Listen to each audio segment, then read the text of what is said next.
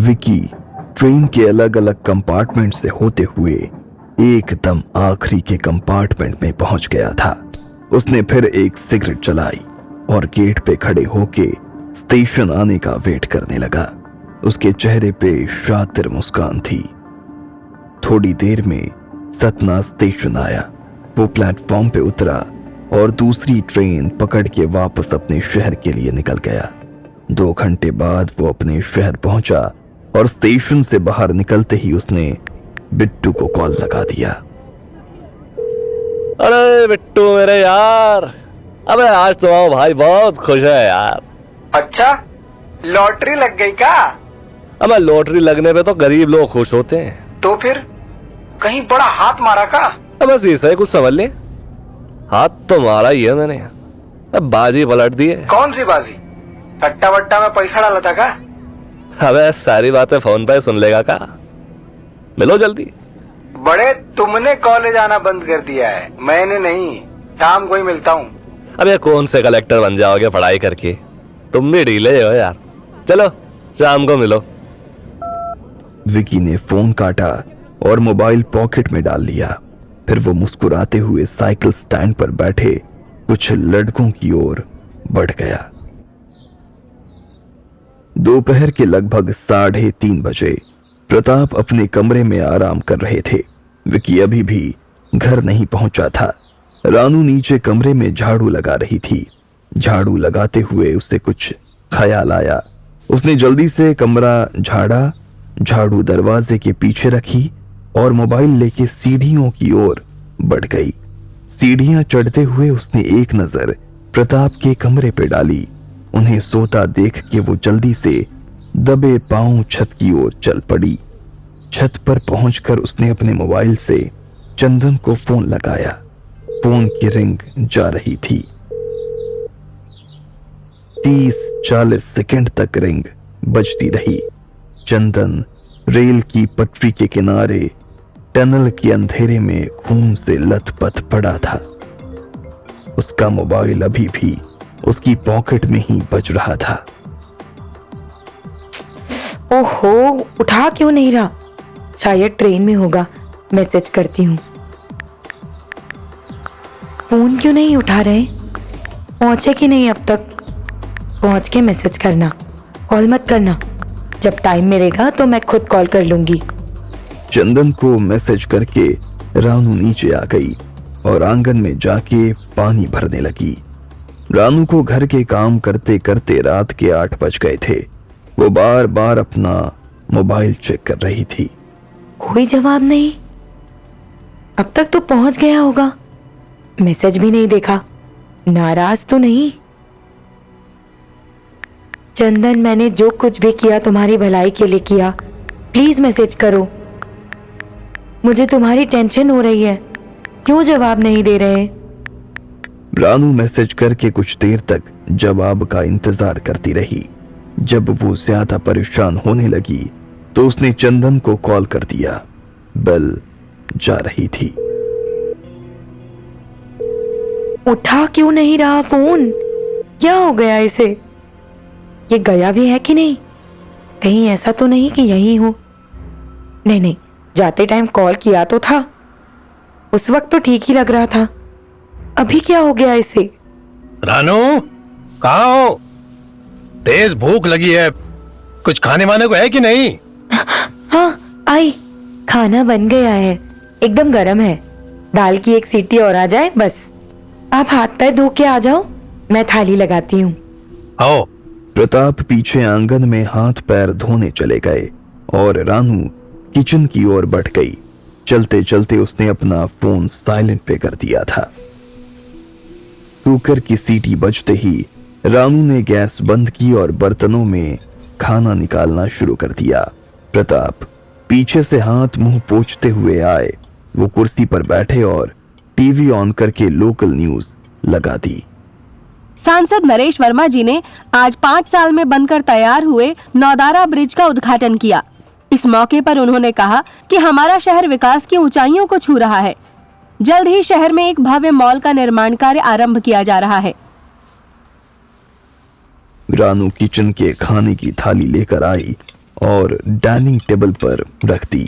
वो चंदन के ख्यालों में खोई हुई थी। आज फिर एक युवक ट्रेन हादसे का शिकार हुआ।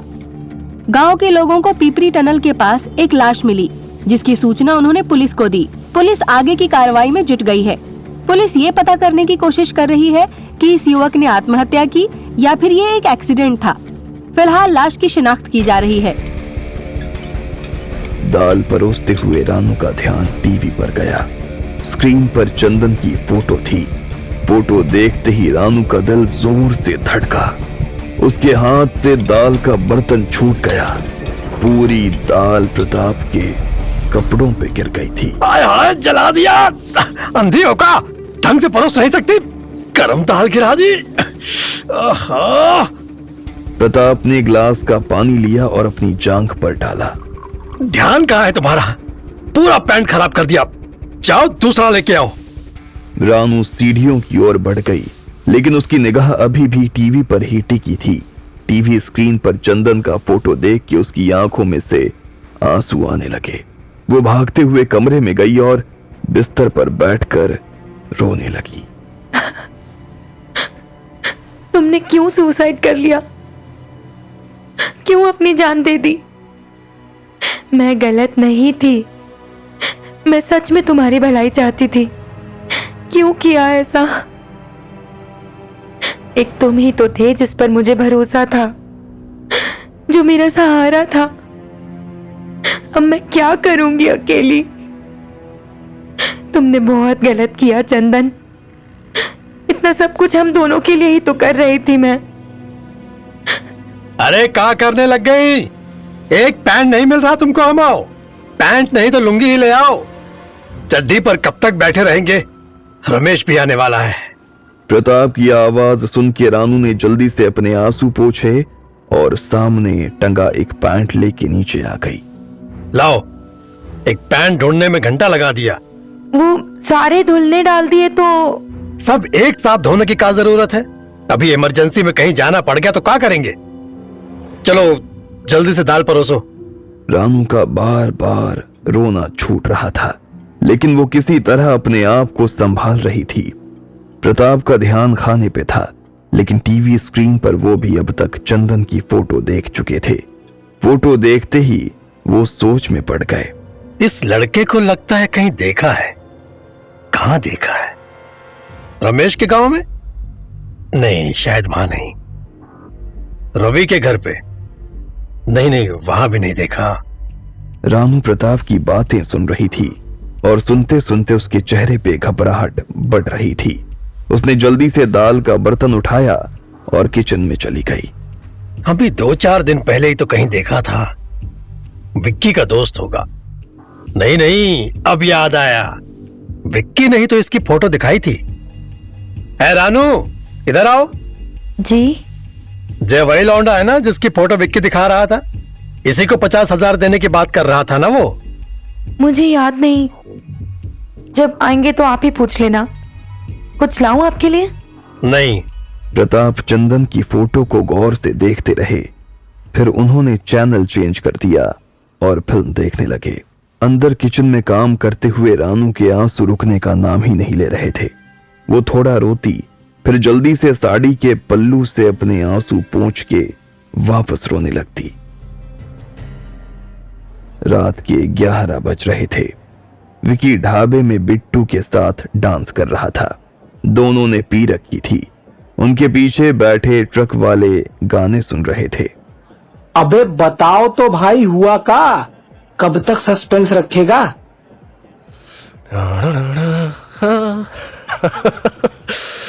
निपटा दिए, उसके आशिक को निपटा दिए। ये सुन के बिट्टू डांस करते करते रुक गया। वो विकी को घूर रहा था। विकी ने उसकी गर्दन पे हाथ रखा। है ना खुश होने वाली बात? 100 सोनार की, 1 लोहार की। विकी, लेकिन पुलिस? अबे कच्चा खिलाड़ी समझाएगा, तरीके से निपटाए हैं। विकी ने टेबल पे रखी बोतल उठाई और मुंह से लगा दी। फिर वही बोतल बिट्टू के मुंह में फंसा दी। उसके बाद दोनों वापस डांस करने लगे। तभी विक्की का मोबाइल बजा। उसने देखा प्रताप का कॉल था। वो मोबाइल लेके थोड़ी दूरी पे आया। अबे घर आओगे कि नहीं? आऊंगा, आज तो पक्का आऊंगा। अच्छा, एक फोटो भेजी है, देख के बताओ जय वही लड़का है ना जिसकी फोटो तुमने हमको दिखाई थी? एक मिनट, देखते हैं। विक्की ने व्हाट्सएप पर प्रताप की भेजी हुई फोटो देखी। फोटो में चंदन का चेहरा देखते हुए विक्की मुस्कुरा रहा था। फिर उसने कुछ सोचा। नहीं नहीं, जे वो लड़की नहीं है, जे तो कोई और है। चूतिया बना रहा है का कि वही लड़का है? अरे जब मेरी बात पे विश्वास ही नहीं है तो पूछते काहे हो? विक्की ने तुरंत फोन काट दिया और फिर मोबाइल की फोटो गैलरी में जाके चंदन और रानू की फोटो देखने लगा। इससे पहले बुढ़ाऊ बवाल करे, साला डिलीट ही कर देते हैं। और उसने चंदन और रानू की सारी फोटो डिलीट कर दी। रात के लगभग 2 बज रहे थे। प्रताप अब तक सो गए थे। रानू उनके बगल में लेटी जाग रही थी। उसकी आंखों के सामने चंदन की लाश झूल रही थी जो टीवी पर दिखाई गई थी। पंखा फुल स्पीड में चल रहा था मगर उससे घबराहट के कारण पसीने आ रहे थे। वो बिस्तर से उठी और सीढ़ियों से उतर के नीचे आ गई। उसने किचन में जाके पानी पिया और फिर ड्राइंग रूम में आके सोफे पर बैठ गई। तभी उसे बाहर से विकी की बाइक की आवाज सुनाई दी। हाय हाय हाय, क्या बात है, इतनी रात को बैठे हमारा इंतजार कर रही हो? वाह वाह वाह। रानू ने विकी को कोई जवाब नहीं दिया। वो उठी और सीढ़ियां चढ़ते हुए ऊपर जाने लगी। लगता है रातों की नींद उड़ गई है। विकी जोर से हंस रहा था लेकिन रानू ने कोई जवाब नहीं दिया। वो सीधा छत की ओर चली गई। विकी अपने कमरे में गया और बिस्तर पर लेट गया। फिर कुछ सोच के वो उठा और छत की ओर चल पड़ा। छत पर पहुंचा तो देखा रानू परेशान सी यहां वहां टहल रही थी। जब रानू ने विकी को देखा वो वापस नीचे जाने लगी लेकिन विकी ने आगे बढ़ के झटके से उसका हाथ पकड़ लिया। इतनी परेशान काहे हो? रात के 3 बज रहे हैं और तुम छत पर टहल रही हो। क्या हुआ? कोई बुरा सपना देख लाओ। छोड़ो मेरा हाथ। अरे छोड़ देंगे, जरा बताओ तो हुआ का? शायद हम तुम्हारी कोई मदद कर सके। मुझे तुमसे कोई मदद नहीं चाहिए। अरे तुम्हारी जो ये अकड़ है ना, इसी पे हम मरते हैं। अरे कहाँ मिलेगी ऐसी तेवर वाली लड़की? पूरे शहर में एक ही है। छोड़ो मुझे, तुमसे बात नहीं करनी। अरे बता दो क्या हुआ, किसने नींद उड़ाई है तुम्हारी? रानू समझ गई थी कि विकी उसे आसानी से नहीं छोड़ने वाला था। उसने विकी की आंखों में आंखें डाली। उस दिन केले के पास तुमने मुझे सही पकड़ा था। मैंने जिस लड़के को 50,000 दिए थे वो चंदन था, मेरा बॉयफ्रेंड। उसने आज ट्रेन से कूद के आत्महत्या कर ली। ओह, ये तो बहुत बुरा हुआ।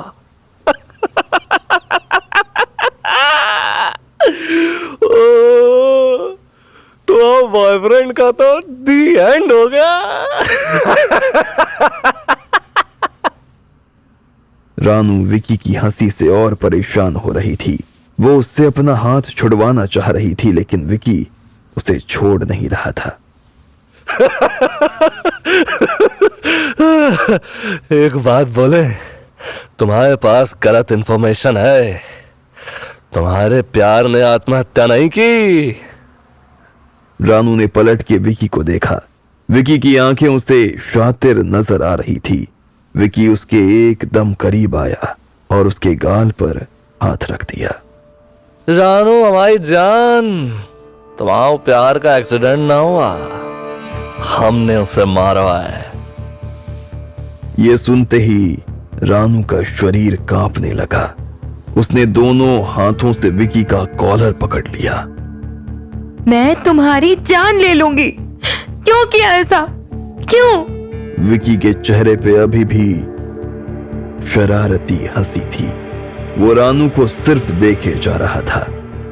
उसे प्यार के दर्द में तड़पते हुए देखकर विकी को आज एक अजीब ही खुशी मिल रही थी।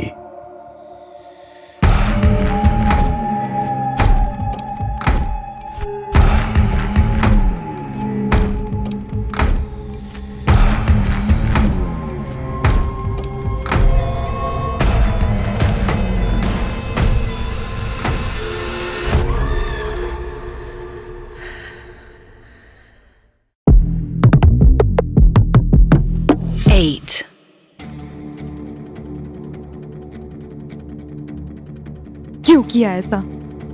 उसने क्या बिगाड़ा था तुम्हारा? बदला लेना था तो मुझसे लेते। सिर्फ 50,000 के लिए तुमने उसे मार डाला। 50,000 के लिए नहीं, तुम्हारे लिए मारे। उसे मार के तुमसे ही बदला लाओ हमने। हमारे बाप को बहुत सबूत दिखा रही थी ना तुम, अब दिखाओ सबूत। जाओ ढूंढ लो। हाँ हाँ ढूंढूंगी, पुलिस के पास जाऊंगी, तुम्हें छोड़ूंगी नहीं। पुलिस के पास जाओगी? हाँ, लेकिन बोलोगी कहाँ? वो तो एक्सीडेंट था। एक्सीडेंट? ट्रेन से गिर के बेचारे ने आत्महत्या कर ली। हम बोले थे तुम खतरे से खेल रही हो, हमारे गलत तार को छेड़ दो तुमने। लगा ना 440 वोल्ट का झटका। हमारे प्यार को तुमने खेल बना दिया, हमारे दिल से खेला। इसकी इतनी कीमत तो चुकानी बनती है। रानू का गुस्सा अब आंसुओं में बदल गया था। उसकी आंखों से आंसू बहने लगे। याद रखना ये बात, जो भी तुम्हारे करीब आओगे वो आदमी को हम मार गिराएंगे। इतना कह के विकी ने रानू का हाथ छोड़ा और सीढ़ियों से नीचे की ओर चल पड़ा। रानू वहीं खड़े हुए देर तक रोती रही और फिर रोते रोते वहीं छत पर ही बैठ गई। अगले दिन सुबह जब प्रताप की नींद खुली, रानू उनके बगल में नहीं थी। लगता है आज जल्दी उठ गई। प्रताप बिस्तर से उठे, सीढ़ियों से नीचे उतरे और वॉशरूम की ओर जाने लगे। रानू, चाय बना दे। चलते चलते प्रताप को अचानक लगा कि घर में चारों ओर शांति छाई हुई थी। वो वापस चिल्लाए, रानू, कहाँ हो? अरे, किचन में भी नहीं है। लगता है आंगन में होगी। फिर प्रताप पीछे आंगन में गए। इतने भी नहीं। कहाँ गई ससुरी? छत पे होगी। रानू, कहाँ हो? अरे चाय तो पिला दो। रानू का कोई जवाब नहीं आया। प्रताप सीढ़ियों से चढ़ते हुए ऊपर छत पर गए तो दंग रह गए। उन्होंने देखा रानू छत के फर्श पर पड़ी सो रही थी। प्रताप उसके पास गए। रानू, कहाँ हो गया? इतने क्यों लेटी हो?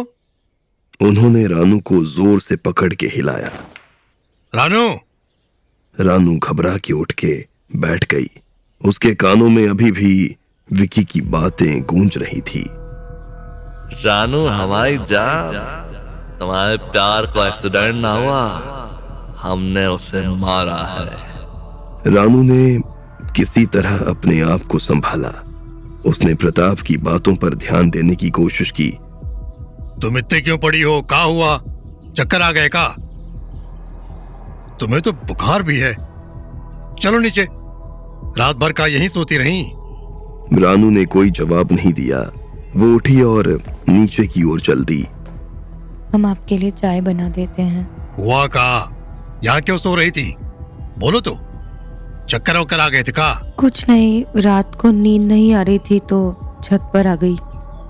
बैठे बैठे पता नहीं कब नींद लग गई। बुखार की गोली रखी है, चाय नाश्ता करके खा लेना। जी, हम चाय बना देते हैं। आओ, पहले मुंह हाथ तो धो लो। दोनों सीढ़ियों से नीचे उतरे। रानू ने वॉशरूम में जाके मुंह हाथ धो लिए, ब्रश किया और किचन में जाके चाय बनाने लगी। प्रताप ने भी आंगन में जाके मंजन किया, मुंह धोया और मुंह को टॉवल से पोंछते हुए बाहर आ गए। फिर उन्होंने गेट के पास पड़े अखबार को उठाया और वहीं कुर्सी पे बैठ गए। अखबार के पन्ने पलटते हुए उनकी नजर चंदन की खबर पर गई। नगर व्यापारी के बेटे ने ट्रेन से कूद के दी जान। किसने कर ली आत्महत्या? फिर प्रताप की नजर अखबार में छपी चंदन की फोटो पर गई। जय तो वही लड़का है जिसकी कल न्यूज चल रही थी। उन्होंने खबर पढ़नी शुरू की और व्यापारी का नाम पढ़ते ही उनका दिल धक करके रह गया। जय दिनेश का लौंडा था। आपकी चाय। दिनेश गुप्ता का लौंडा? ओ रानू, हमारी कमीज और पजामा ले आओ, हमें जाना है। कहाँ जा रहे हैं? इसकी मिट्टी में। आप जानते थे इसको? इसे नहीं जानता था, लेकिन इसके बाप को बहुत अच्छे से जानता हूँ। तुम हमें कमीज पजामा लाओ जल्दी। रानू कुछ सोचते हुए अपने कमरे में गई और प्रताप की शर्ट और पैजामा लेकर आ गई। प्रताप ने उससे कपड़े लिए और अंदर कमरे में जाके बदलने लगे। हम आते हैं 2-4 घंटे में। कौन था ये? आपके दोस्त का लड़का? अभी हमारे पास तुम्हें सवालों का जवाब देने का टाइम नहीं। प्रताप ने जल्दी जल्दी पैरों में जूते फंसाए और अपनी कार की ओर बढ़ गए। हम भी चले? तुम्हें ससुर लागत है का? बुखार भी है ना तुमको? घर पे आराम करो, कहीं जाने की जरूरत नहीं। प्रताप कार में बैठे और स्टार्ट करके निकल गए। रानू दरवाजे पे खड़ी खड़ी कुछ सोचने लगी। चंदन की मौत से ये क्यों इतना टेंशन में आ गए? रानू ने चाय का कप उठाया और अंदर सोफे पे आके बैठ गई। कुछ ही देर में उसकी आंखों से फिर आंसू बहने लगे। चंदन, अब क्या होगा मेरा? तुम्हारे सहारे ही मैंने नई जिंदगी का सपना देखा था। तुम्हारे जाने से बहुत अकेली हो गई हूँ। मेरी गलती की सजा तुम्हें मिली है। सपने में भी नहीं सोचा था कि विक्की तुम्हारी जान ले लेगा। क्या करूं मैं? विक्की ने चंदन को मारा है, ये बात प्रताप जी को बताऊं कि नहीं? क्या मेरी बात पे यकीन करेंगे? कहीं ऐसा तो नहीं कि मेरे ऊपर ही शक करने लगेंगे? अगर मुझसे पूछ लिया कि चंदन को कैसे जानती हो, तो क्या जवाब दूंगी? नहीं नहीं, मैं ऐसा कुछ भी नहीं करूंगी जिससे प्रताप जी मेरे ऊपर शक करने लगे। फिर रानू सोफे से उठी और किचन में जाके ब्रेड के पैकेट से 4 ब्रेड निकाली और वापस सोफे पे आके बैठ गई। उसने चाय के साथ ब्रेड खानी शुरू की, लेकिन उससे एक से ज्यादा नहीं खाई गई। उसने किसी तरह चाय खत्म की और अपने कमरे में जाके लेट गई। विकी रात भर घर से बाहर था। जब वो सुबह लौटा तो उसकी नजर बाहर टेबल पर पड़े अखबार पर गई। उसने अखबार उठाया और कुर्सी पे बैठ के पलटने लगा। वह कुत्ते के मरने की खबर तो पक्का आई होगी। जय रही, नगर व्यापारी के बेटे ने ट्रेन से कूद के दी जान।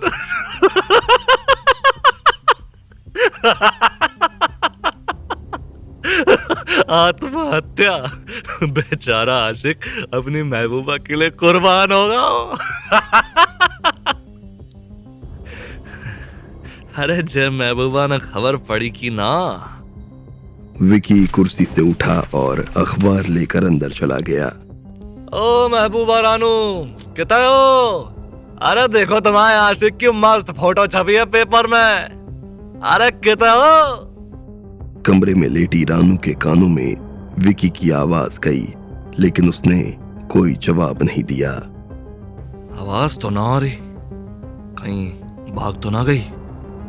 वो सीढ़ियां चढ़ते हुए छत की ओर जाने लगा, लेकिन बीच में उसकी नजर प्रताप के कमरे पे गई। अरे जय तो अभी तक टांग पर सारे फैली हुई है। अपने आशिक के मरने का कोई गम ही ना है। जैसे ही विकी कमरे में घुसा, रानू उठ के बैठ गई। यार तुम भी कैसी महबूबा निकली यार। उधर तुम्हारे आशिक की चिता जल रही है, इधर तुम पैर पसाए आराम से सो रही हो। बाकी आत्मा कितनी गालियां देगी तुम्हें यार, सोचो है। फिर विकी ने उसकी तरफ न्यूज़पेपर बढ़ाया। तुम्हारा आशिक कितना फेमस होगा हुआ है, देखो अखबार में भी वहां की फोटो छपी है। बेचारे ने तुम्हारे प्यार में जान दे दी। विकी की बातें सुन के रानू का खून खौलने लगा। उसने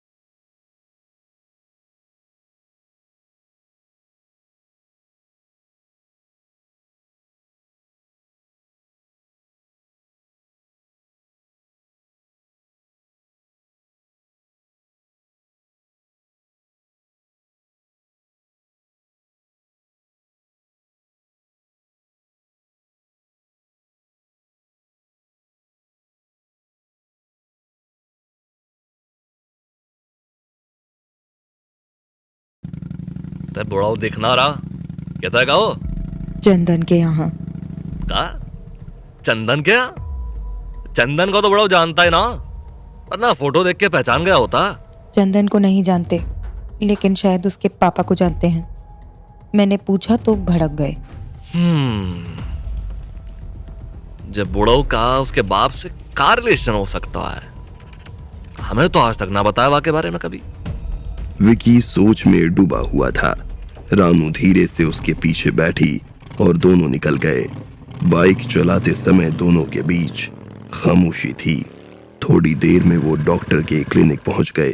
क्लिनिक छोटा सा था, कुल मिलाकर 2 कमरे, जहां कुछ लोग बाहर बैठे थे और डॉक्टर अपने केबिन में एक आदमी का चेकअप कर रहे थे। तुम जाइए बैठो, इसके बाद तुम्हारा वही नंबर है। रानू के बगल में एक आदमी बैठा था, उसने ये सुन लिया। विकी ने उस आदमी को घूर के देखा और अपने जूतों में फंसा चाकू धीरे से दिखाया। आदमी एकदम से डर के शांत हो गया। अंदर से जब पेशेंट बाहर आया तो विकी ने रानू को अंदर जाने का इशारा किया। डॉक्टर ने रानू का चेकअप करके कुछ दवाइयां लिखी और प्रिस्क्रिप्शन विकी को पकड़ा दिया। फिर दोनों क्लिनिक से बाहर निकले और विकी ने बगल वाली केमिस्ट शॉप से दवाइयां ले ली। चलो तुम्हें जूस पिलाते हैं, थोड़ी ताकत आएगी। नहीं, मन नहीं है। बस तुम्हारे मन का किसने पूछा? चलो पास में ही है, मौसम्बी का जूस पीते हो ना? रानू ने हाँ में गर्दन हिलाई। विकी उसे पास में ही एक जूस कॉर्नर पर ले गया। दोनों ने जूस पिया और फिर घर की ओर निकल गए। घर पहुंच के जब दोनों घर के अंदर घुसे, रानू सोफे पे जाके बैठ गई। खाना तो बना नहीं पाओगी, बाहर से लाएं? नहीं नहीं, बना लूंगी। दवाई खा के आराम मिल जाएगा। पक्का? हाँ। चलो फिर दवाई खा लो। अभी? हाँ, जूस पी तो लियो, अब खा सकती हो। रानू ने अपने पर्स से दवाई निकाली और पानी के साथ ले ली। उसे विकी की हमदर्दी बिल्कुल भी अच्छी नहीं लग रही थी।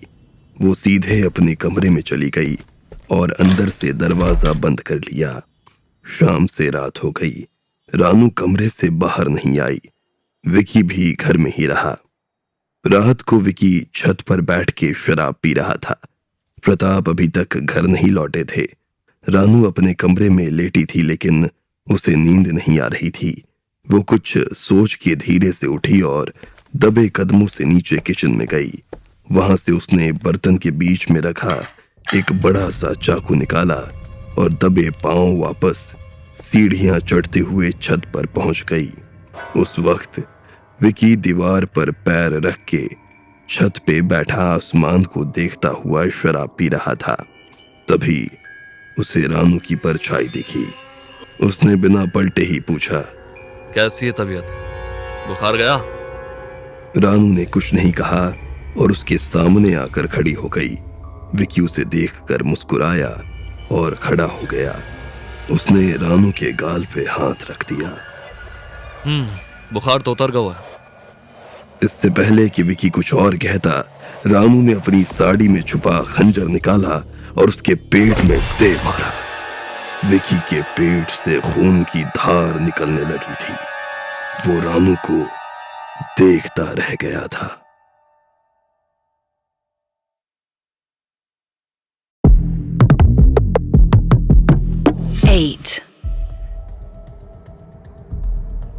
रानू ने जैसे ही विकी को दोबारा चाकू मारने के लिए हाथ पीछे खींचा, विकी ने उसका हाथ पकड़ लिया और दूसरे हाथ से चाकू छुड़ा लिया।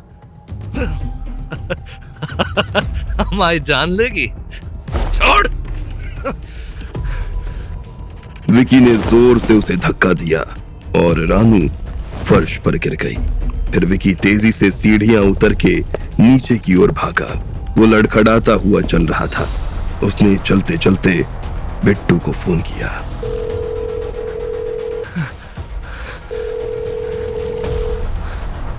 जिंदा देखना अपने भाई को तो 5 मिनट में घर पहुंच गए। चाकू मार दो हमें। क्या? किसने? अरे जिंदा रहेंगे तो सब बता देंगे, जल्दी निकलो।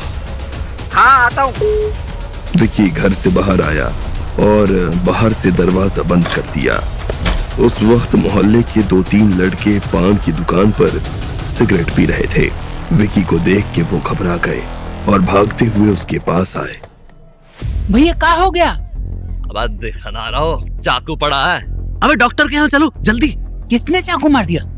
नाम तो बताओ, साले को छोड़ेंगे नहीं। अबे पहले हॉस्पिटल। एक लड़का भागते हुए गया और अपने घर से जल्दी से बाइक लेकर आ गया। दूसरे लड़कों ने विकी को बाइक पे बैठाया और उनमें से एक लड़का उसको संभालने के लिए पीछे बैठ गया। तभी सामने से बिट्टू तेजी से बाइक चलाता हुआ आया और उनके पास आके बाइक रोक दी। बिट्टू भैया हॉस्पिटल ले जा रहे हैं। हाँ हाँ पवन हॉस्पिटल ले गया हो, मैं फटाफट पहुंच के डॉक्टर से बात करता हूँ। बिट्टू ने तेजी से बाइक मोड़ी और हॉस्पिटल की ओर बाइक दौड़ा दी। उधर छत पर रानू गुस्से में उठी। उसने ऊपर से जब सड़क की ओर देखा, वहां मोहल्ले के लड़के विकी को बाइक पर ले जा रहे थे। रानू गुस्से में नीचे आई और अपने कमरे में टहलने लगी। बच गया तो नहीं छोड़ेगा मुझे। 2-4 बार और मारना था। पुलिस को मेरा नाम बता दिया तो क्या होगा? प्रताप को भी बता सकता है। हॉस्पिटल देख के आऊं? नहीं नहीं, कहीं वहां पुलिस हुई तो भाग जाऊं यहां से। लेकिन भागूंगी कहां? अब जो होगा देखा जाएगा। भागना नहीं है। भागना था तो पहले ही चंदन के साथ भाग जाती।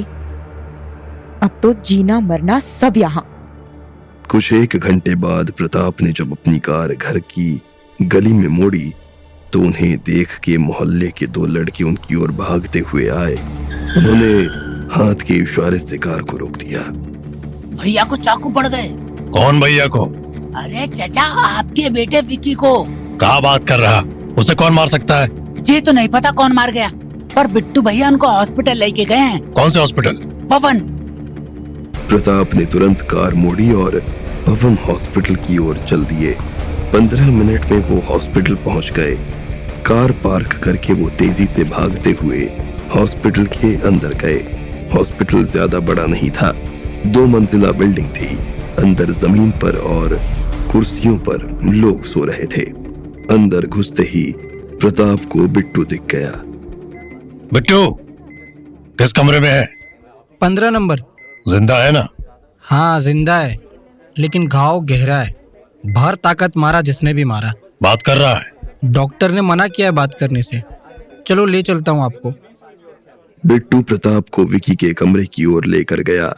सीढ़ियां चढ़कर वो जब पहली मंजिल पर पहुंचे तो वहां कॉलेज और मोहल्ले के 20-25 लड़के खड़े हुए थे। इतनी भीड़ काहे है?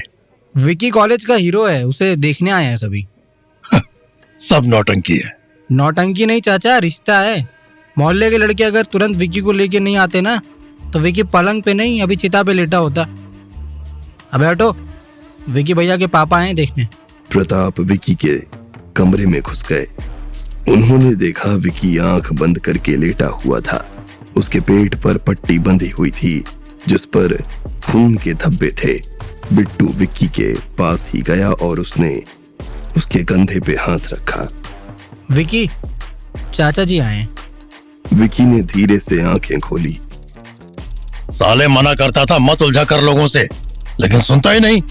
जिससे देखो उससे लड़ पड़ता है। किसने पेला?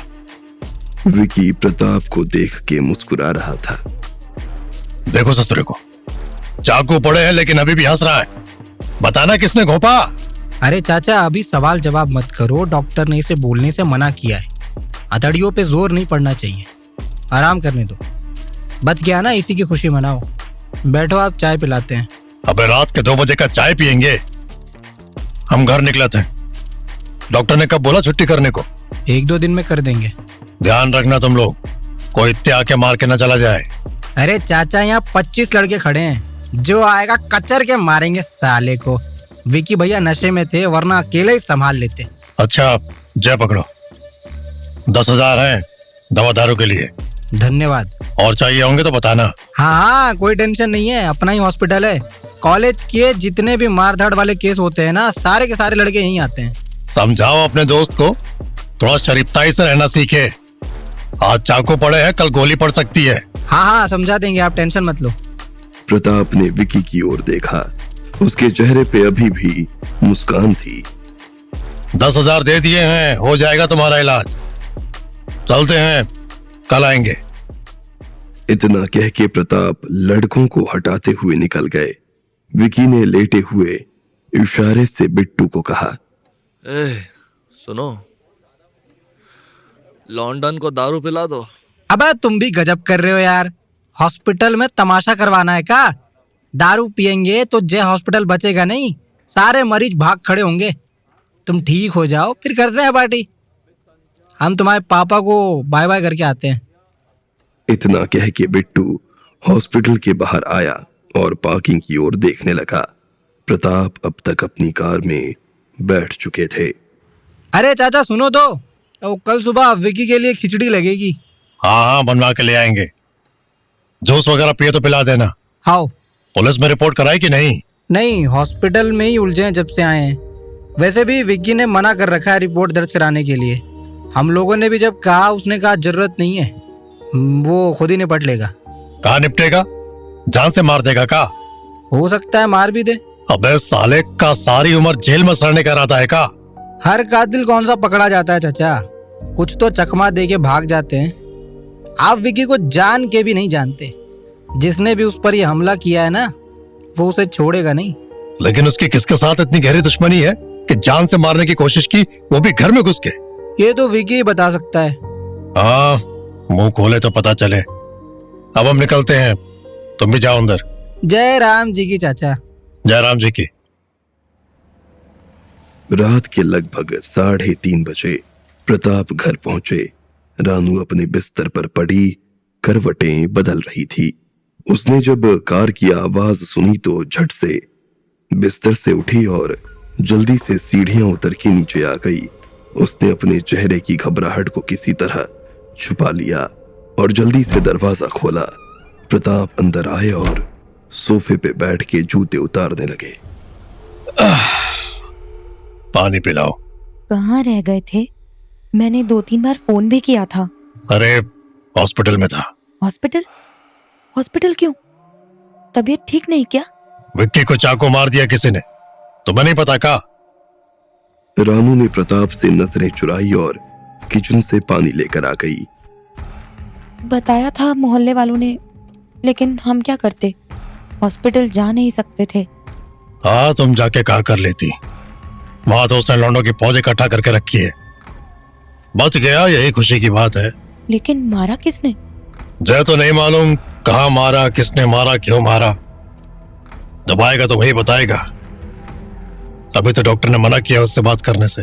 पुलिस को बताया? चौथिया मना कर रहा है, कह रहा है कि खुद ही निपटेगा। पता नहीं क्या करने वाला है। ये सुनते ही रानू की डर के मारे धड़कनें बढ़ गईं।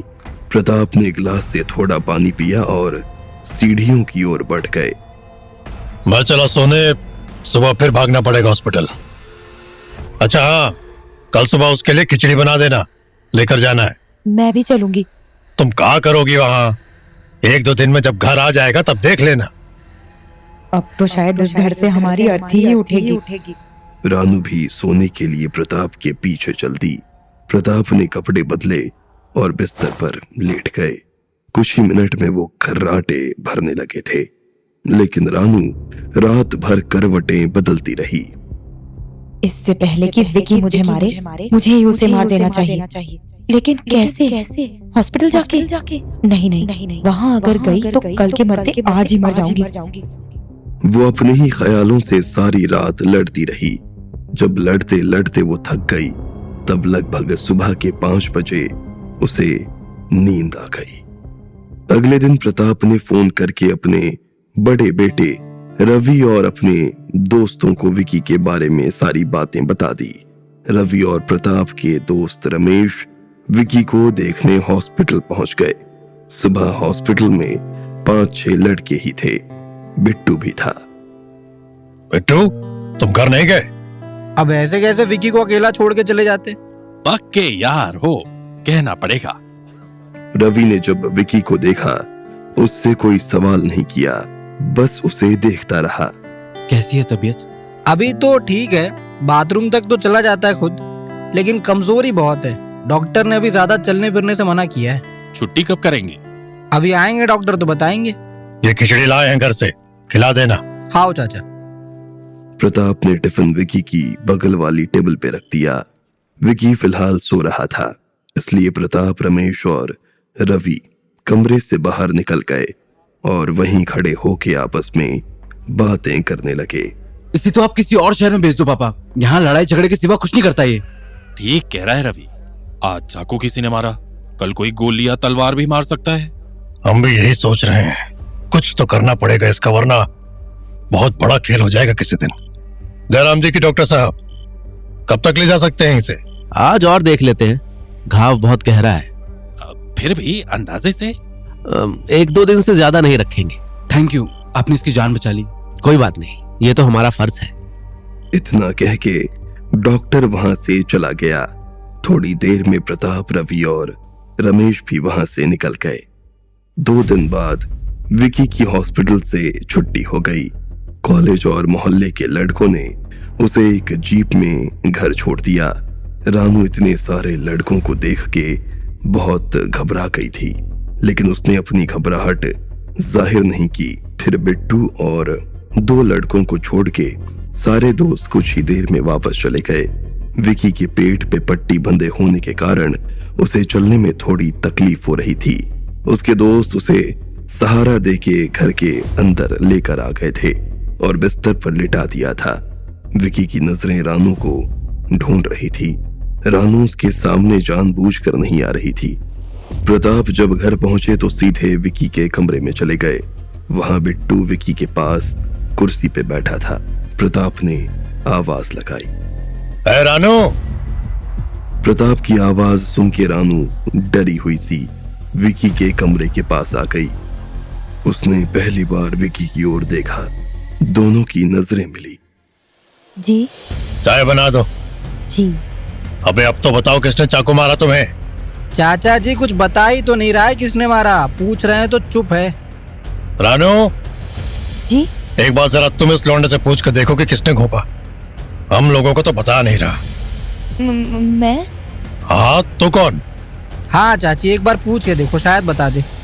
प्रताप ने रानू का हाथ पकड़ा और उसे विकी के सामने लाके खड़ा कर दिया। रानू का डर के मारे लगभग पूरा बदन कांप रहा था। विकी उसे ही देखे जा रहा था। वो आपको किसने जान से मारने की कोशिश की? बताइए, सबको आपकी बहुत चिंता है। अरे बताना किसने किया, कचर देंगे साले को। रानू विकी को देख रही थी। विकी भी उसे लगातार देखे जा रहा था।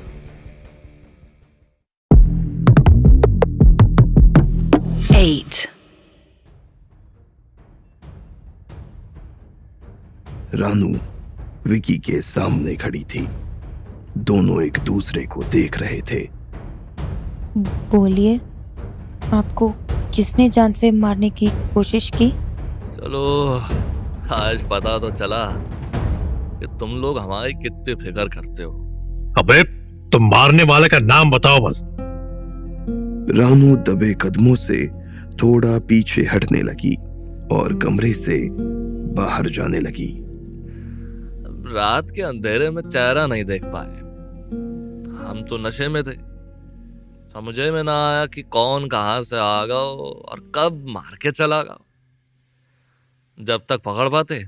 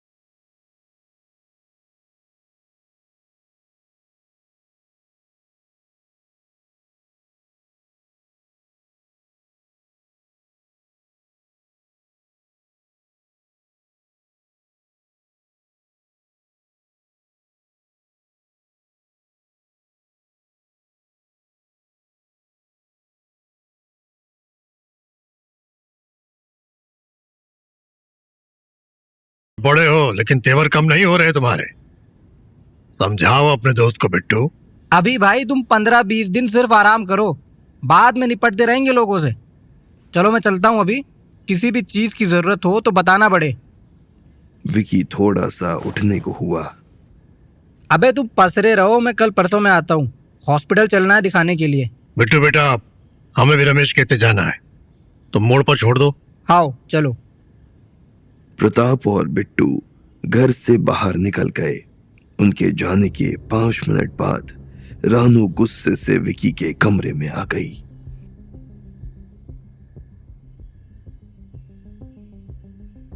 विकी के चेहरे पे मुस्कान थी। मैंने तुम्हें मारने की कोशिश की, तुम्हें क्या जरा भी डर नहीं लगता? चाहते क्या हो? अभी भी हंस रहे हो? जिस दिन तुमसे डरने लगे ना, उस दिन तो विक्की को चुल्लू भर पानी में डूब मरना होगा। जेल इसलिए ना भेजे ताकि तुम्हें आसपास देख सके। इतनी आसानी से तुम्हें अपनी जिंदगी से जाने नहीं देंगे। और सबसे बड़ी बात, तुम्हें हम एक और मौका दे रहे हैं। चाहो तो फिर से चाकू मार लेना, हमें मिटा देना, लेकिन इस बार सोते में मारना, क्योंकि हम नशा कितना ही कर लें, होश कभी ना खोते। एक और तरीका है, हमारे खाने में जहर दे के भी मार सकती हो हमें। ले लेना अपने चंदन की मौत का बदला। देखना चाहते हैं तुम्हारे अंदर कितनी नफरत भरी है हमारे लिए, किस हद तक जा सकती हो। लेकिन एक बात याद रखना, तुम चाहे लाख कोशिश कर लो मारने की, मौत तभी आएगी जब लिखी होगी। तुम कितनी कोशिश कर लो, हम हर बार बच जाएंगे। अभी इतने अच्छे कर्म किए ना कि ऊपर वाला जल्दी उठा ले। रानू बस चुप थी। उसने विकी को 2 पल और देखा, फिर टेबल पे रखा चाय का कप उठाया। शाम को जब रानू खाना बना रही थी, उसके दिमाग में विकी की बातें चल रही थी। एक और तरीका है, हमारे खाने में जहर दे के भी मार सकती हो। ले लेना अपने चंदन की मौत का बदला। मिला दो जहर क्या? बहुत बड़ी बड़ी बातें कर रहा था। तुम कितनी भी कोशिश करो, मैं हर बार बच जाऊंगा। एक बार और कोशिश करके देखो। रानू कुछ देर के लिए सोचती रही, फिर वो आंगन में गई और वहां से एक टूटी अलमीरा में रखी चूहे मारने की दवा लेकर आ गई। उसने बॉटल का ढक्कन खोलना शुरू किया, लेकिन फिर रुक गई। कहीं फिर से बच गया तो? नहीं, अब मुझे कोई गड़बड़ी नहीं करनी है। सिर्फ सही समय का वेट करना है, चाहे उसके लिए सालों रुकना पड़े। ऐसी बेवकूफी नहीं करनी कि एक ही झटके में सब कुछ उजड़ जाए। अब मुझे दिमाग से काम लेना होगा। रानू वापस आंगन में गई और चूहे मारने की दवा अलमारी में वापस रख दी। फिर किचन में आके खाना बनाने लगी। थोड़ी देर में उसने विकी के लिए सूप बनाया और एक ग्लास में लेके उसके कमरे में चली गई। उसने झांक के देखा तो कमरे में विकी नहीं था। उसने सूप का ग्लास टेबल पे रखा और पीछे आंगन की ओर चल दी। रास्ते में उसे विकी वॉशरूम से आता हुआ दिखा। वो दीवार के सहारे धीरे धीरे चल रहा था। आंगन गीला होने के कारण उसका पैर फिसल गया और वो जमीन पर गिर गया। ये देख के रानू तेजी से उसकी ओर भागी। रानू ने उसे सहारा देकर उठाना चाहा, मगर विकी ने उसका हाथ झटक दिया। कोई जरूरत ना है, हमें गिर के उठना बहुत अच्छे से आता है। लेकिन विकी ने उसे हाथ के इशारे से दूर रहने को कह दिया। फिर वो दोबारा दीवार के सहारे खड़ा हुआ और धीरे धीरे चलते हुए अपने कमरे में आके पलंग पर बैठ गया। रानू उसके पीछे पीछे पहुंच गई थी। तुम्हारे लिए दाल का सूप बनाया है, पी लेना। जहर मिला है कि ना? पी के देख लो, पता चल जाएगा। लग तो है भूल गई जहर मिलाना। आज तुम्हें मारने का मन नहीं हुआ, इसलिए नहीं मिलाया। इतना कह के रानू ड्राइंग रूम में चली गई। अरे पापा, आप लोग, फोन तो करना था। विक्की भैया को देखने आए हैं। तुमने बताया भी नहीं कि इतना कुछ हो गया। आप आइए अंदर। आओ सपना। विक्की भैया कहाँ हैं? अपने कमरे में। चमन सीधे विकी के कमरे में चला गया। विकी बिस्तर पर ही बैठा था। कैसी तबीयत है विक्की भैया? हमें तो आज ही पता चला। इस पगली ने तो फोन करके भी नहीं बताया। आपको परेशान नहीं करना चाहती होंगी। वैसे बहुत बढ़िया लड़की दी है आपने। हम बाप बेटे दोनों के बजा के रखी है। जी मैं समझा नहीं। बजा के रखी मतलब? मतलब प्यार से बजा के रखी है। चमन को विकी की बात समझ में नहीं आ रही थी, तो उसने बात बदल दी। उसने रानू की ओर देखा। बेटा तुम कहाँ थी जब भैया पे हमला हुआ? वो मैं। अरे ये तो खुद बेचारी बीमार थी, दवा खा के सो रही थी। जब तक नींद खुली हम अस्पताल पहुंच चुके थे। सही कहा ना हमने? हाँ, मैं आप लोगों के लिए चाय बनाती हूँ। दीदी मैं भी चलती हूँ आपके साथ। हम माफी चाहते हैं भैया, आपको देखने अस्पताल नहीं आए। अरे जय माफी वाली कोई बात ना है। वैसे भी डॉक्टर बहुत परेशान हो गए थे भीड़ से। 20-25 लौंडे वहीं खड़े रख रखे थे हमारी सेवा में, और आपके आने से भी कौन सा जल्दी ठीक हो जाते। मजाक कर रहे थे। आप घर आए हमें देखने, बहुत अच्छा लगा। एक बात बताइए चमन जी, आपको मालूम था कि आपकी बेटी का चंदन से लफड़ा चल रहा है? जी कौन चंदन? हम तो किसी चंदन को नहीं जानते। आप ये हमारी बेटी का किसी से कोई लफड़ा नहीं था। बहुत सीधी लड़की है रानू। अरे आप इतना घबरा काहे रहे? अरे हमें मालूम है आपकी बेटी बहुत सीधी है, एकदम गाय की तरह। आप पानी पियो, पानी पियो। वैसे आपको पता है ना, उस चंदन ने ट्रेन से कूद के आत्महत्या कर ली। पेपर में तो पढ़ा होगा। हम नहीं जानते किसी चंदन को। चलो मान लिया आपकी बात। प्रताप जी घर पे नहीं है का? वो अपने दोस्त रमेश चाचा से मिलने गए हैं, आते ही होंगे। फोन लगा लो। नहीं, उनसे हम बाद में मिल लेंगे। चमन ने विकी के आगे हाथ जोड़े और विकी के थोड़ा करीब गए। आप चंदन का जिक्र कभी भी प्रताप जी से मत करना। बेकार में रानू बेटी पर शक। अरे कैसी बात कर दी आपने। हम तो हमेशा आप लोगों की भलाई ही चाहते हैं, बेफिक्र रहिए आप। आपका बहुत बहुत धन्यवाद। तभी रानू वहां चाय लेकर आ गई। उसके पीछे सपना भी आ गई। चमन ने जल्दी जल्दी चाय पी। ओ रानू और विकी के बीच अब एक खिंचाव सा आ गया था। विकी अपना हर काम खुद ही करने की कोशिश करता, पर मजदूरी में उसे रानू के हाथ का खाना पड़ता था।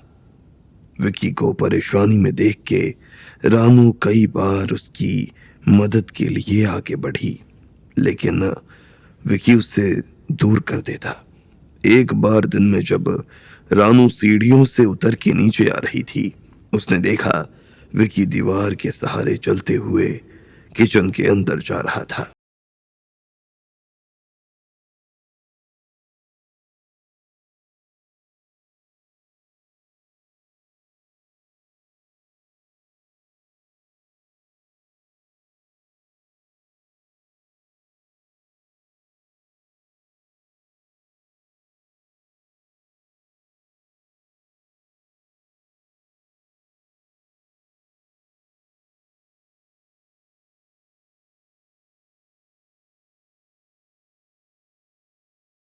कर देती हूँ। अरे नहीं चाहिए तुम्हारी मदद, बोले ना।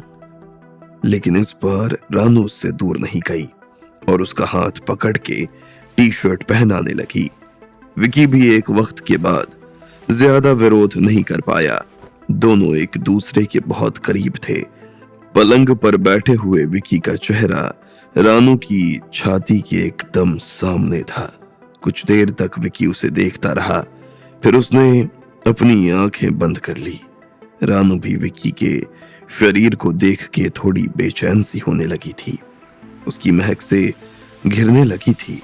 उसने जल्दी से टी शर्ट पहनाई और दूसरे कमरे में चली गई। अगले कुछ दिनों में विकी कितनी भी तकलीफ में क्यों ना होता, लेकिन रानू की मदद कभी नहीं लेता। वो हर काम खुद करने की कोशिश करता। रानू को विकी का बर्ताव बिल्कुल पसंद नहीं आ रहा था। उसकी नजरअंदाजी देखकर वो बेचैन होती जा रही थी। एक दिन शाम के वक्त वो अपने कमरे में परेशान सी टहल रही थी। क्या हो रहा है मुझे? कल तक उसकी जान लेना चाहती थी, आज उसके पास जाना चाहती हूँ। उसने चंदन को मारा है। मैं इस बात को क्यों भूल रही हूँ? क्या करूं? समझ में नहीं आ रहा। रानू ने फिर कुछ सोचा और सीढ़ियों से उतर के विकी के कमरे की ओर गई। उसके कमरे का दरवाजा बंद था। रानू ने जब हल्का सा धक्का दिया, दरवाजा खुल गया। कमरे में एकदम अंधेरा था। रानू ने दरवाजे के पास खड़े होकर बोलना शुरू किया। मुझसे बहुत बड़ी गलती हो गई जो तुम्हें मारने की कोशिश की। मैं गुस्से में पागल हो गई थी, तुम्हारे प्यार को समझ ही नहीं पाई। तुमने जब से मुझे इग्नोर करना शुरू किया है, मैं पागल सी हो रही हूँ। मेरा किसी काम में मन नहीं लग रहा, मुझे प्लीज माफ कर दो। वो अंधेरे में विकी के करीब आ गई। विकी आंखें बंद किए बिस्तर पर लेटा हुआ था। विकी ने उसे कोई जवाब नहीं दिया। उसने विकी को हिला कर देखा, लेकिन विकी नहीं जागा। रानू घबरा गई। विकी, विकी, विकी उठो। विकी नहीं उठा था। रानू तेजी से बाहर की ओर भाग गई।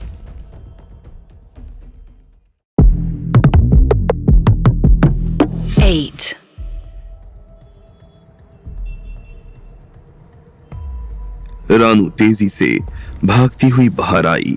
उसने देखा मोहल्ले के लड़के वहां खड़े होकर गप्पे मार रहे थे। जल्दी चलो, विकी होश में नहीं आ रहा, हॉस्पिटल लेके चलना पड़ेगा। क्या बात कर रही हो चाची? अबे बंटू, जल्दी गाड़ी लाओ रे। तभी रानू की नजर प्रताप पर गई। वो रमेश के साथ पान चबाते हुए घर की ओर आ रहे थे। रानू भागते हुए उनके पास गई। वो विकी हॉस्पिटल। कहाँ इतना घबरा रही हो? कहाँ हुआ? ढंग से बोलो। विकी आंखें नहीं खोल रहे, हॉस्पिटल लेके चलना पड़ेगा। कहाँ बक रही हो? फिर कोई चाकू मार के चला गया का? प्रताप और रमेश भागते हुए घर पहुंचे। रानू की बात सुन के मोहल्ले के और भी लोग विकी को देखने के लिए भागे। चलो रे, उठाओ, जल्दी हॉस्पिटल ले चलो। 4 लोगों ने विकी को जैसे ही उठाया, विकी ने अपनी आंखें खोल दी। अबे अबे कहाँ ले जा रहे हो बे? चारों लड़के एकदम से डर गए और घबरा गए, लेकिन जब एहसास हुआ कि विकी को कुछ हुआ ही नहीं है तो चिल्ला पड़े। अरे भैया जिंदा हैं, कुछ नहीं हुआ भैया को। लड़कों ने विकी को बिस्तर पर वापस लेटा दिया। कमरे की ओर बढ़ रहे प्रताप और रानू ने बाहर से लड़कों की आवाज सुनी। दोनों जल्दी से अंदर आए। उन्होंने देखा विकी पीठ पर तकिया लगा के दीवार से टिक के बैठा हुआ था। अरे कहाँ हो गया था तुम लोग को? कहाँ ले जा रहे थे? अरे भैया, चची को लगा कि आप निकल लिए। बेचारी बुरी तरह घबरा गई थी। जैसे ही हम लोगों ने सुना, हम भागते हुए आए आपको हॉस्पिटल ले जाने के लिए। अबे सालों गहरी नींद में थे हम। विकी की बात सुन के प्रताप ने रानू को गुस्से से देखा। तुम भी ससुरी कमाल हो, नब्ज नहीं देखते बना, पूरे मोहल्ले में हंगामा मचा दिया। वो मैं बहुत डर गई थी। क्या भाभी, सबको परेशान कर दिए। तुम्हारी सजा है कि अब सबके लिए मस्त वाली चाय बनाओ। क्यों प्रताप? बिल्कुल, परेशान नहीं भी किया होता तो भी बनवाते। रोज रोज कौन आते हैं सब लोग। हाँ, बनाते हैं। सभी ने लड़के की हाँ में हाँ मिलाया।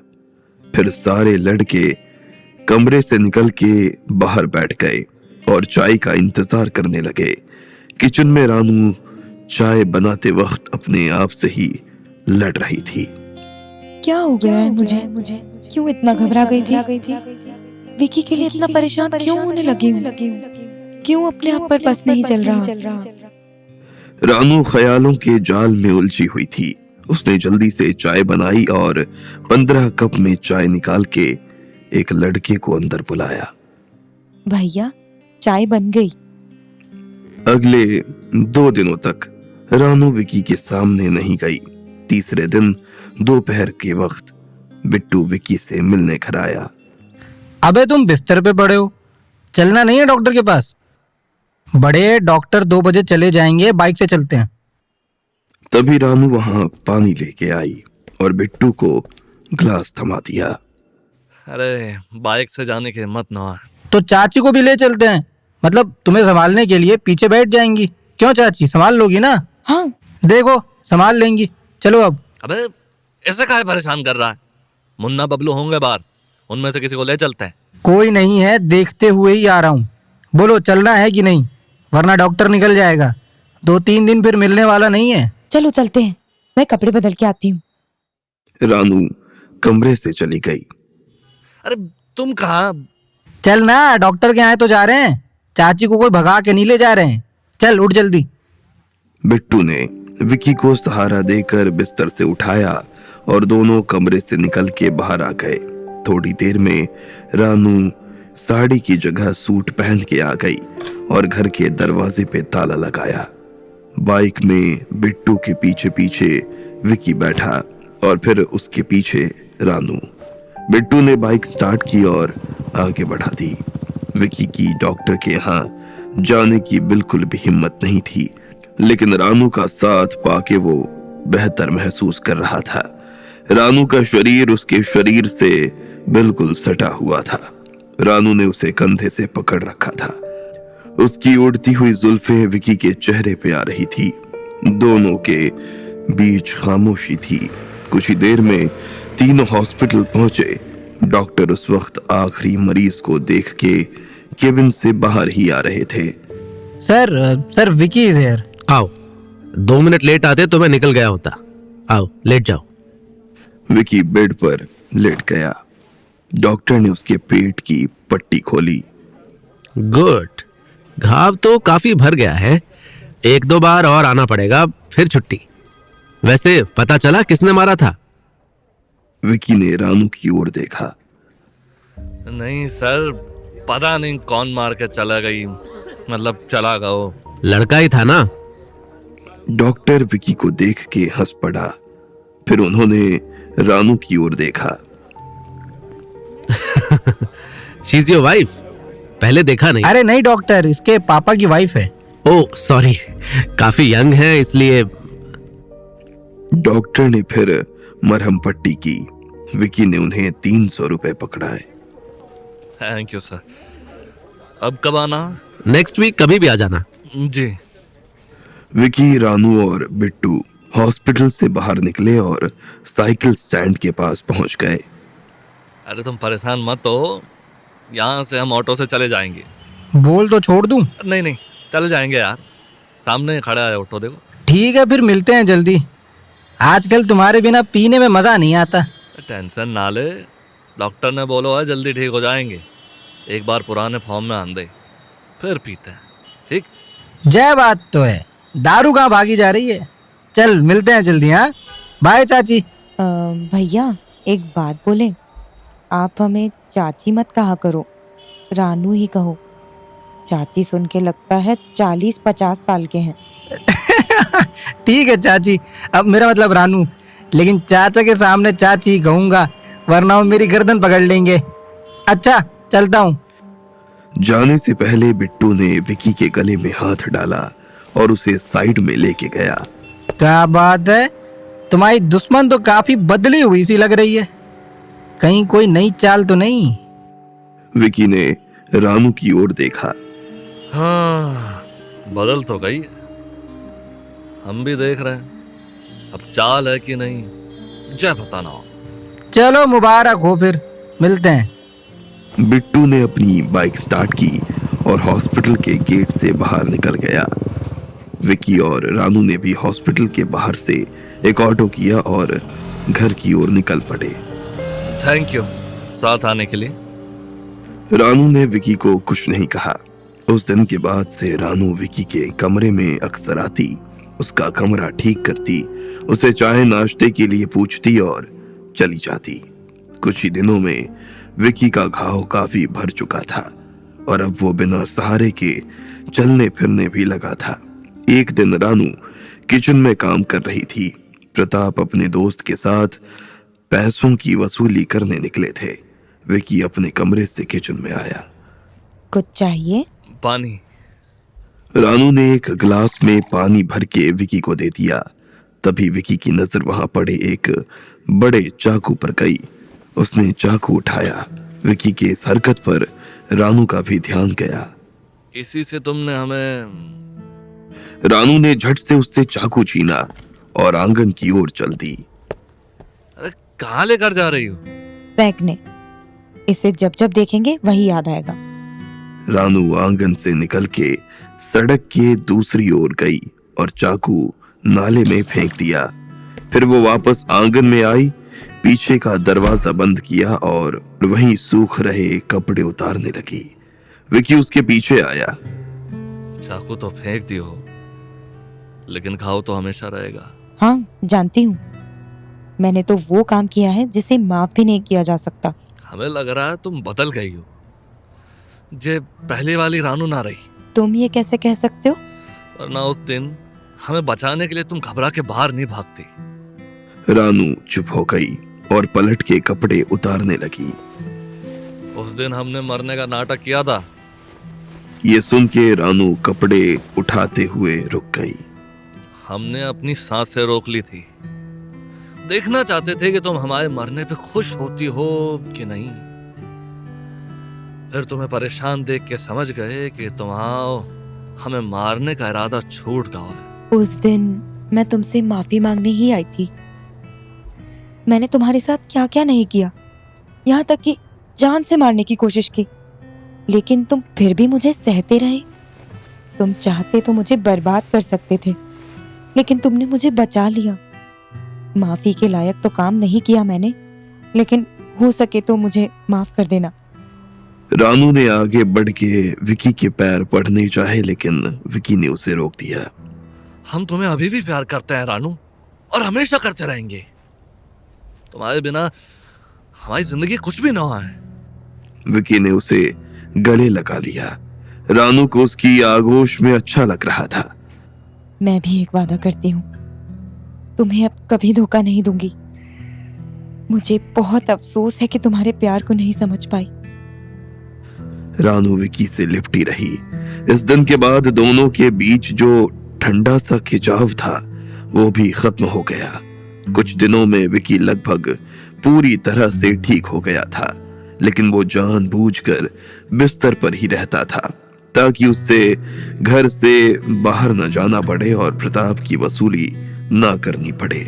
एक दिन जब प्रताप वसूली पे गए हुए थे, विकी मौके का फायदा उठा के रानू के कमरे में गया। रानू उस वक्त दीवार की ओर करवट लिए लेटी थी। उसके ब्लाउज से उसकी पीठ झांक रही थी। हम तुम्हें बहुत प्यार करते हैं। रानू मुस्कुराई और उसकी ओर पलटी। इससे पहले कि वो कुछ कहती, विकी ने उसे चूमना शुरू कर दिया। वो उसे बेतहाशा चूमता गया। रानू ने भी उसे नहीं रोका। तुम्हारे साथ हमने कितने सपने देखे थे। जब तुम्हें उस चंदन की बाहों में देखे थे तो हमारा खून खौल गया। रानू एकदम से विकी से दूर हटी। ये कैसी मोहब्बत है तुम्हारी? किसी और की बाहों में देख के खून खौल जाता है और अपने बाप की बाहों में देख के चुप रह जाते हो। विकी शांत था। उसके पास इसका कोई जवाब नहीं था। हमारे रिश्ते का कुछ नहीं हो सकता विकी। तुम्हारी भलाई इसी में है कि मुझसे दूर रहो। विकी ने उसे अपनी बाहों में कस के खींचा और उसे अपने बहुत करीब ले आया। दूर जाने का तो हम सपने में भी नहीं सोच सकते। तुम्हें पाने के लिए हम किसी भी हद तक जा सकते हैं, किसी भी हद तक। हम दोनों तब तक एक नहीं हो सकते जब तक हमारे बीच में प्रताप जी हैं। तुम्हें मुझे प्रताप जी से छीनना होगा। का करें बुढ़ऊ, का करें? कुछ ना कुछ तो करना पड़ेगा। फिर विकी ने रानू को बिस्तर पर लिटाया और उसके कपड़े उतार के फेंकने लगा। वो उसे अपनी बाहों में कसता चला गया। रानू को आगोश में लिए विकी धीरे धीरे यही दोहरा रहा था। हम तुम्हें पाने के लिए किसी भी हद तक जा सकते हैं रानू, किसी भी हद तक।